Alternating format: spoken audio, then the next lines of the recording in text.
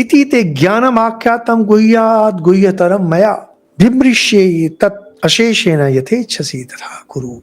আমার যা কিছু বলার গুজ্জ থেকে গুজ্জ এই জন্যে সাধারণ লোকে এগুলো বুঝতে পারে না। আমি বললাম তোমাকে যা কিছু আমার বলার বলেছি, যা আমার বক্তব্য বলেছি, যা বোঝানোর বুঝিয়েছি। এরপরে যথেচ্ছসি তথা কুরু, যেমনটি তোমার খুশি তুমি তেমনটি করো, কিন্তু মনে রেখো প্রকৃতি তোমাকে করাবে। এই যে অনেকে যেটা বলে বোকা বোকা কথা, কৃষ্ণ নাকি অর্জুনকে বললেন তুমি যুদ্ধ করো, কেন বলবেন? ভগবান বলেনি যথেচ্ছসি তথা কুরু, যেমনটি তোমার এখন মনে হয়। আপনাদের ঠাকুরের সুন্দর কাহিনী, হাতি নারায়ণ মাহত নারায়ণ, গুরু বলে দিয়েছেন সব নারায়ণ। মাহত নারায়ণ বলছে সরে যাও, হাতি থেকে সরে যাও।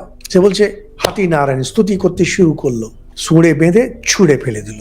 গুরু পরে বলছেন সবই তো নারায়ণ, হাতি নারায়ণ, মাহত নারায়ণের কথা কেন শুনুনি? তার মানে শেষে নিজের বুদ্ধি লাগাতে হয়।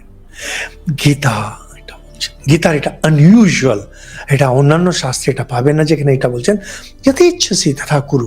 আমার যা বলার বলেছি, গুহ্যতমম পবিত্রতমম, সমস্ত সব বললাম, এরপরে তোমার বুদ্ধি লাগাও। হে শ্রোতাগণ, এই কথাই আমি আপনাদের বলবো। আপনারা এত শাস্ত্র শুনছেন, আমাদের আজ এখন প্রায় 1300 খানা ভিডিও, হিন্দি ইংলিশ বাংলা মিলিয়ে 1300 ভিডিও। দিনে একটা করে যদি শোনেন, আপনার শেষ করতে 4 বছর লেগে যাবে। 4 বছর নতুন করে যখন শুনবেন দেখবেন আরে তো মনে হচ্ছে যেন আগে শুনিনি। শাস্ত্র কি না তো সিনেমার গান না, কিন্তু করার সময় আপনাকে যথেচ্ছসি তথা কুরু, নিজের মতোই আপনাকে করতে হবে।